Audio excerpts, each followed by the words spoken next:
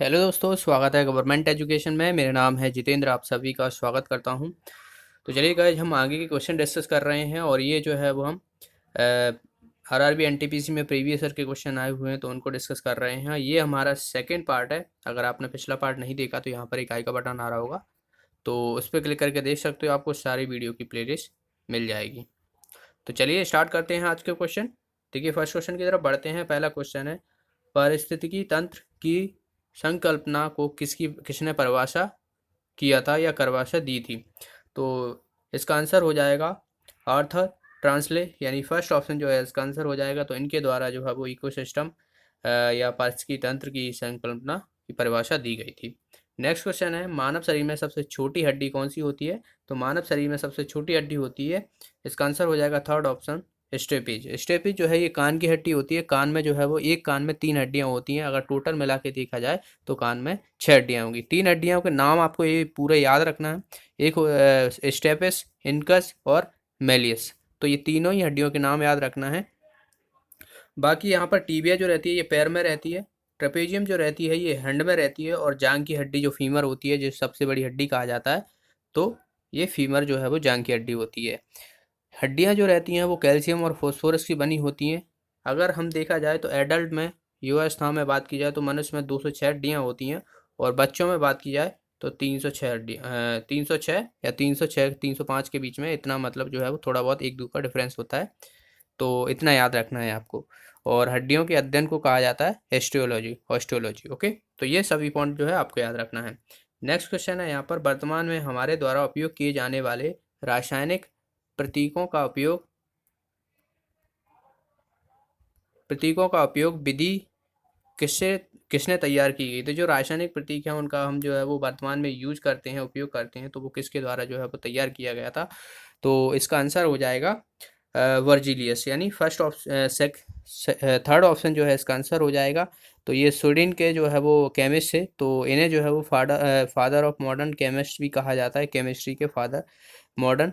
तो बाकी और भी नाम है, जैसे लेबोजियर हुआ, बॉयल हुआ, डाल्टन हुआ, तो इनके नाम भी आते हैं father of modern physics chemistry में। तो इनका नाम याद रखना है। चलिए अगला क्वेश्चन देखते हैं यहाँ पर, पीछे की ओर उड़ने वाली सबसे एकमात्र पक्षी कौन सा है? तो ये जो है वो स्मॉलेस्ट वर्ड भी है, देखा जाए तो सबसे छोटा पक्षी भी है। तो इसका नाम है हिमिंग बर्ड। ओके, तो हिमिंग बर्ड जो है ये पीछे की तरह उड़ता है और सबसे छोटा भी है। अगर आपसे सबसे बड़ा पूछ लिया जाए तो ऑस्ट्रिच। ओके, तो ऑस्ट्रिच होता है। तो ये याद रखना है, इसका आंसर हो जाएगा फर्स्ट ऑप्शन। नेक्स्ट क्वेश्चन है, निम्नलिखित में से कौन सा न्यूनतम छिद्रयुक्त है, यानी फोरस जो है वो? तो आपको पता होना चाहिए कि न्यूनतम छिद्र जो चिकनी चीज़ें होती हैं, चिकनी माटी, देखिए इसका आंसर हो जाएगा थर्ड ऑप्शन, चिकनी माटी हो।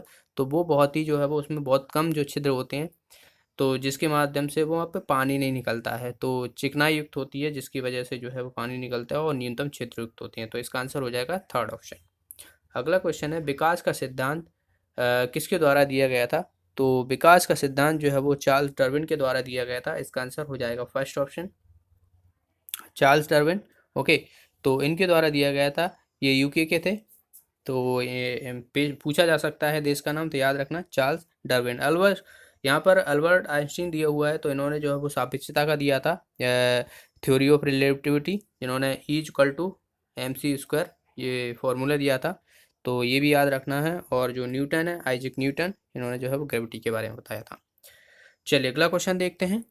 नेक्स्ट क्वेश्चन है, पौधों का कौन सा हिस्सा पानी और खनिज के परिवहन को सक्षम करता है? तना, रूट, जाइलम या डंठल? तो इसका आंसर हो जाएगा जाइलम। मैंने कई बार बताया है, जा से जल और जा से जाइलम ऐसे करके याद रखना। तो जाइलम जो रहता है वो, बात की जाए तो जल को पहुंचाता है अलग अलग हिस्सों में पौधों के।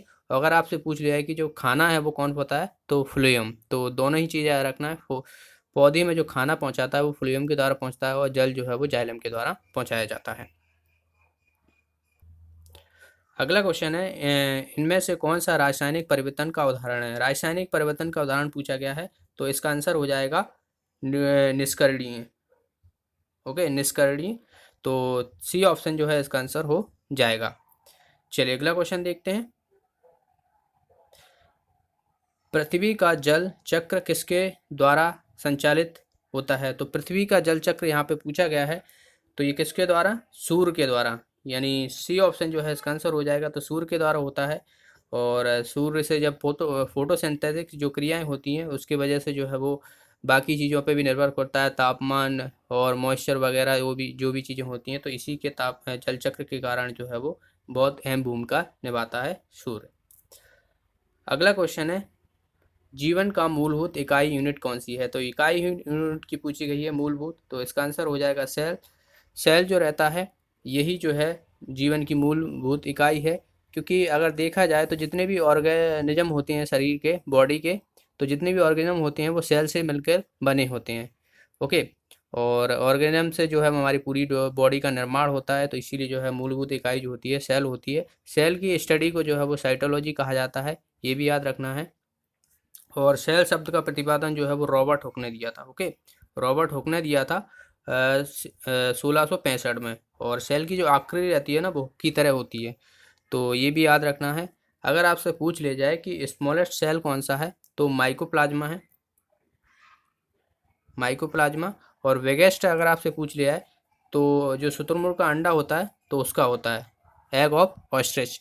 और लॉन्गेस्ट अगर आपसे पूछ लिया है तो ह्यूमन बॉडी में बात की जाए तो न्यूरॉन। ओके, तो लॉन्गेस्ट न्यूरॉन हो गया, बिगेस्ट हो गया एग ऑफ ऑस्ट्रिच, और स्मॉलेस्ट हो गया बात की जाए तो माइकोप्लाज्मा। चलिए अगला क्वेश्चन देखते हैं। ऑक्टोपस के खून का रंग कैसा होता है? तो ऑक्टोपस के खून का रंग जो होता है नीला होता है, इसे आप डायरेक्ट याद रखना, इसका आंसर हो जाएगा बी ऑप्शन।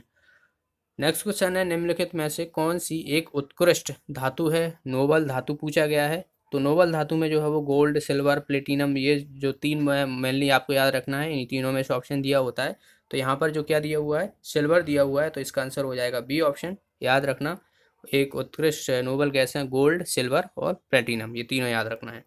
अगला क्वेश्चन है कि सबसे बड़ा स्तनपायी कौन सा है? ऑप्शन है अफ्रीका हाथी, सेकंड ऑप्शन है नर दरियाई घोड़ा, सी ऑप्शन है ब्लू, और फोर्थ ऑप्शन है नर हेमरेड शार्क। तो इसका आंसर हो जाएगा ब्लू व्हेल। तो ब्लू व्हेल जो रहती है वो सबसे बड़ा जो है वो स्तनपायी मेमल्स है, याद रखना। अगर आपसे सबसे छोटा पूछ लिया जाए तो छोटा जो है वो एस्ट्रिस, ETRU, एस्ट्रेक्शन श्रू। ओके, तो ये होता है, तो इसका नाम याद रखना है। अगला क्वेश्चन है, सूर्य की ऊर्जा किस माध्यम से उत्पन्न होती है? तो सूर्य में मैंने आपको बताया था कि न्यूक्लियर फ्यूजन जो होता है, परमाणु संलयन, यानी ये ऑप्शन जो है इसका आंसर हो जाएगा। तो ये जो है वो सूर्य में होता है, क्रिया होती है जिसके माध्यम से जो है वो सूर्य में ऊर्जा उत्पन्न होती है। और सूर्य में जो है वो दो हाइड्रोजन मिलके नहीं जो है वो हीलियम का निर्माण करते हैं, तो ये भी याद रखना है। और हमारे सौरमंडल का जो है वो केंद्र जो है वो सूरज है। और जो अर्थ का नियरेस्ट स्टार अगर आपसे पूछ लिया जाए तो तारा है। वैसे तो अगर बात की जाए तो सन को छोड़ के अगर आपसे दूसरा पूछ लिया है तो अल्फा सेंचुरी याद रखना है। और नियरेस्ट अगर आपको ऑप्शन में तारा जो है वो स्टार सन दिया हो तो वो याद रखना है। चलिए अगला क्वेश्चन देखते हैं। रेडार का यहाँ पर पूरा फुल फॉर्म पूछा गया है, तो अगर आपने पिछला पीरियड देखा है तो वहाँ पर मैंने बताया था। तो रेडार का फुल फॉर्म क्या होता है? Radio detection and ranging. तो डी ऑप्शन जो है इसका आंसर हो जाएगा। अगला क्वेश्चन है, निम्नलिखित में से किसे ग्रीन हाउस प्रभाव बढ़ता है? तो ग्रीन हाउस गैसेज जो होती हैं मोस्टली आपको याद रखना है CO2, H2O जो वाटर वेपर होती है, मीथेन हुआ, नाइट्रस ऑक्साइड हुआ, ओजोन हुआ, तो ये जो है वो ग्रीन हाउस गैसेज होती हैं। तो यहाँ पर देखिए ऑप्शन दिया हुआ है कार्बन डाइऑक्साइड, तो बी ऑप्शन जो है इसका आंसर हो जाएगा। और ओजोन जो है वो O3 के फॉर्म में रहती है। ओके, तो ये ऐसा भी आपको दिया जा सकता है। अगला क्वेश्चन है, DPT वैक्सीन में P किसे संदर्भित करता है? तो DPT का आपको फुल फॉर्म पता होना चाहिए। तो डिप्टीरिया, परट्यूसिस, टेटनेस। तो ये जो है वो नाम होते हैं, डिप्टीरिया हुआ, परट्यूसिस हुआ और टेटनेस हुआ, तो इनमें जो है वो दिया जाता है ये वैक्सीन। तो यहाँ पर देखिए परट्यूसिस यानी बी ऑप्शन जो है इसका आंसर हो जाएगा। नेक्स्ट क्वेश्चन है कि प्रकंद का एक उदाहरण क्या है? तो प्रकंद की बात की जा रही है, तो प्रकंद उसमें बात की जाए जड़ की तरह, उसमें गांठें सी होती हैं, तो इसका आंसर हो जाएगा अदरक। ओके, तो डी ऑप्शन जो है अदरक हो जाएगा, तो ये याद रखना है। चलिए अगला क्वेश्चन देखते हैं। सूरज की रोशनी को उसके संघटक रंगों में कौन विभाजित करता है? तो इसका आंसर हो जाएगा अपवर्तन, यानी ए ऑप्शन जो है आंसर हो जाएगा। तो अपवर्तन जो है वो सूर्य से जो रोशनी आती है उसको रंगों में वो संगठन करने का काम विभाजित करता है। ओके, रंगों को विभाजित करता है, याद रखना। और जो सूर्य से जो हमारे यहाँ पर रोशनी आती है तो वो रेडिएशन के फॉर्म में आती है, और जिसमें जो है वो रोशनी भी होती है और साथ में ऊष्मा भी होती है। तो ये दोनों ही चीज़ें याद रखना है। और सूर्य से जो है वो हमारे पृथ्वी पर जो रोशनी आती है उसको जो है वो 8 मिनट के करीब लगते हैं, 8.3 मिनट लगता है। तो इतना 8 मिनट आप याद रखिएगा, इसी के आसपास जो है वो वैल्यू दी रहती है, याद रखना। अगला क्वेश्चन है कि प्रदूषण में सूचकांक एसपीएम का पूर्ण रूप क्या है? तो एसपीएम का पूर्ण रूप पूछा है, तो इसका आंसर हो जाएगा सस्पेंडेड पर्टिकुलेट मैटर, यानी बी ऑप्शन जो है इसका आंसर हो जाएगा। अगला क्वेश्चन है जीका वायरस किसके द्वारा मनुष्य में संचारित होता है? तो जीका वायरस कुछ सालों पहले न्यूज़ में काफ़ी चला था, तो ये जो है वो मच्छर के काटने से होता है, तो ये भी याद रखना है। तो इसका आंसर हो जाएगा बी ऑप्शन। और मलेरिया भी जो है वो मच्छर के से होता है, तो ये भी याद रखना। अगला क्वेश्चन है निम्नलिखित में से किन कणों से सकारात्मक आवेश होता है? सकारात्मक का मतलब है पॉजिटिव। Okay, positive. तो पॉजिटिव यहाँ पे देखिए न्यूट्रॉन, प्रोटॉन, इलेक्ट्रॉन और क्रिप्टॉन, ये जो है वो ऑप्शन है। तो प्रोटॉन जो रहता है वो पॉजिटिवली चार्ज रहता है, तो इसका आंसर हो जाएगा बी ऑप्शन, प्रोटॉन। ओके, तो पॉजिटिवली चार्ज रहता है। और प्रोटॉन के बारे में थोड़ी आपको जानकारी होनी चाहिए। प्रोटॉन जो है वो इसकी खोज जो है वो गोल्डस्टीन ने की थी, और नाम जो है वो रदरफोर्ड ने दिया था। ओके, याद रखना, रदरफोर्ड ने दिया था। तो ये जो है वो इस तरीके से हम डिनोट करते हैं इसको, प्रोटॉन को। और इलेक्ट्रॉन जहाँ पे बात की हुई है, तो इलेक्ट्रॉन भी जो है इस पे नेगेटिव चार्ज रहता है, इलेक्ट्रॉन पे, ये भी याद रखना। इलेक्ट्रॉन की जो है वो खोज जो है वो जे थॉमसन ने की थी। और न्यूट्रॉन, न्यूट्रॉन पर कोई भी चार्ज नहीं रहता है, ये जीरो चार्ज रहता है इस पर, और इसको जो है वो जेम्स चार्डविक ने डिस्कवर किया था। तो ये तीनों ही पॉइंट याद रखना है।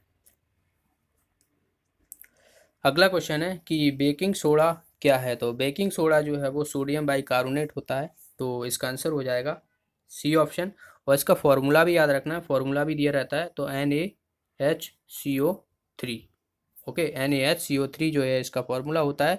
इसको सोडियम हाइड्रोजन कार्बोनेट भी कहते हैं, क्योंकि देखिए सोडियम हाइड्रो और ये हो जाएगा कार्बोनेट। तो ये फॉर्म याद रखना है। और यहाँ पर जो सोडियम क्लोराइड दिया हुआ है बी ऑप्शन, तो इसे हम जो नमक के रूप में उपयोग करते हैं, NaCl।